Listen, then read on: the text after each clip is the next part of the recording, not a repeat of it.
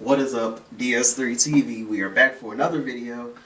Might be only one video today, but you know, that's just how it goes sometimes. But yeah, so once I talk to you guys like I'm gonna end the video, but subscribe to the channel. We want to get 1,000 subscribers by Valentine's Day. Thank you guys so much for getting to 128 subscribers. We are really getting there really quick. So yeah, please help me get to 1,000 subscribers by Valentine's Day. And yeah, it should be a fun time getting the community back together, you know?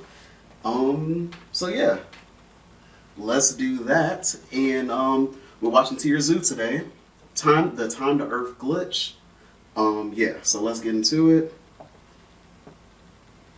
This is not a long video, it's, you know, kind of short, so yeah.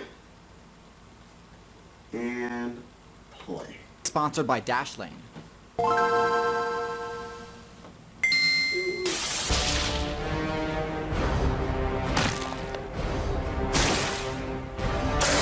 Also, if you want me to react to a certain video, leave in the comment section. Leave the link for it in the comment section. I will see it, and yeah, you know, I will probably watch it and react to it. So yeah, you can also do it. So you can do that in the comment section, and yeah, let's get to the video.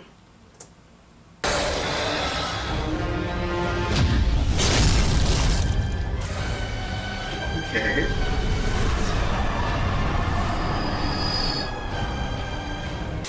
When studying the past metas of a game, the thing you'll end up asking yourself the most is, what were the devs thinking? Sometimes this can be because they nerfed your favorite builds, sometimes it's because they added a newer, more overpowered class to the game, and sometimes the changes they make to the overworld make you question whether the devs even bothered to playtest the update before it went live. And that is what players were wondering when the devs rolled out patch 1.1.5, the Carboniferous update. This update was a serious game changer for literally every player, because of the two main changes this update introduced. The first is that it introduced abilities that allowed vertebrates to join terrestrial servers. Up until this point, arthropods had total control of the land, but all of this changed once the devs gave vertebrates access to the amniote skill tree. The most important thing this let them unlock was the eggshell ability, which allowed them to move their spawn points onto land.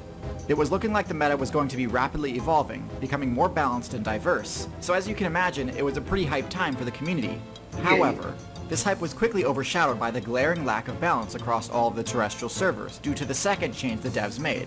What they did was bump up the spawn rates of plants. Why they did this, no one knows.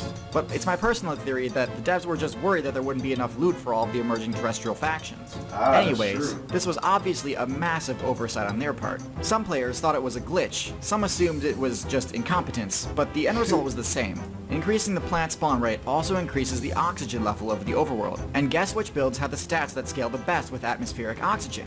Arthropods, of course. Yep. And so even though the devs were trying to shift the balance of power away from the arthropods by buffing their new competition, what ended up happening was that arthropods became far more powerful than the new terrestrial vertebrates could ever challenge. Let me show you what I'm talking about. So the HP stat of an arthropod scales directly with the atmospheric oxygen level. This is why So that means it goes up. So that means it was going up with the oxygen level. in the meta of present day, all terrestrial arthropods are stuck in the lower weight classes. With an oxygen level of only around 20%, they're better off sinking their evolution points into other stats and abilities. During the Carboniferous meta, the oxygen level was around 35%, meaning that with only a few points spent on HP, arthropods could have a ridiculous amount of HP and still have plenty of points to put into other skills like Venom, Armor, and even the coveted Flight ability. Let's take a look at some of the more notorious examples of overstatted arthropods. All of these are S tier pretty much just by default, since the only competition they had was from other arthropods. Let's start with Arthropleura.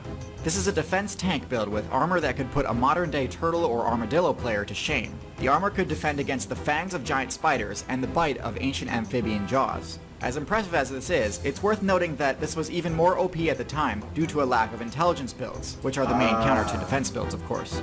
Arthropleura was a herbivore, which meant its only real weakness was, for the most part, irrelevant.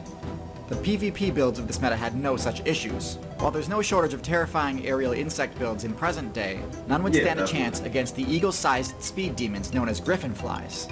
They had the same unmatched aerial mobility that modern-day dragonfly mains do, but without the glaring lack of defense and power. Because of this, these players had a completely unchallenged dominance over the aerial domain, and were a nightmare for the struggling new reptile and amphibian players that were trying to break into the terrestrial meta. Yoink! By now, I'm sure you're wondering, how long did the devs let such an imbalanced meta go on? Well, relatively speaking, not that long. Compared to how they let dinosaurs reign for nearly 200 million years, the 60 million year reign of the arthropods wasn't that absurd. Still awful considering that this was a glitch that they should have saw coming, but oh well. After 60 million years of one of the least diverse metas of all time, the devs dropped patch 1.1.6 called the Great Rainforest Collapse, and by extension made the giant arthropods unviable. This allowed other terrestrial vertebrates to finally gain a foothold in the meta, and eventually led to reptilian builds. Which makes sense, yeah. And then then the reptilian build got bigger. I could see that, yeah. Dominating. Arthropods wouldn't become top tier again until insects unlocked the eusocial ability, which didn't happen until 3 expansions down the line in the middle of the Jurassic. But just think what the meta would look like today if the Carboniferous arthropods were still playable. If the Griffinfly was still playable today, it would annihilate its competition. Its present-day counterpart, while highly mobile and definitely viable, is still quite vulnerable to the mobility-based bird builds like the Kestrel and Finch in its adult form, and to fish in its nymph form. The Griffinfly, with its higher HP, would at least be able to battle these predators, and possibly even overpower them. Personally, I think they'd be extremely powerful, and potentially work as a counter to the current top-tier dogs and cats, being easily able to score eliminations on them if they got caught out of position. If Arthropleura was still a playable class today, it would still be extremely viable in jungle servers, although the presence of intelligence builds like monkeys might be problematic for it. Yeah. It also would likely struggle to remember all of the passwords for its numerous social media accounts. Unfortunately, it's tough to survive in the current metagame without high-level intelligence stats, especially when it comes to remembering large amounts of information, like the insanely high number of passwords required to keep yourself secure. But fear not, you can use Dashlane to... Nice segue into an ad. And yeah, we'll end the video right there. I'm trying to just go if he has a code or anything, and I don't think he does have a code. Yeah, he doesn't really have a code, but yeah. So talk to you guys in the next video, which could be tomorrow. So talk to you guys tomorrow, and peace. Also subscribe to the channel. Want to get 1,000 subscribers by Valentine's Day? Don't forget. And peace.